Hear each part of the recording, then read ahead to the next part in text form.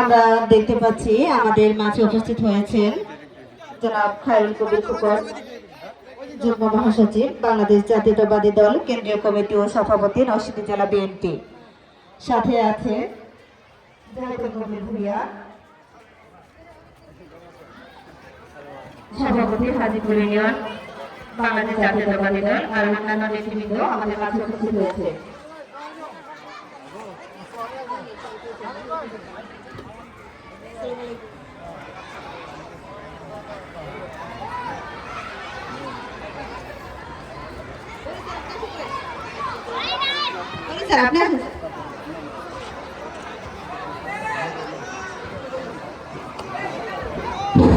বিসমিল্লাহির রহমানির রহিম।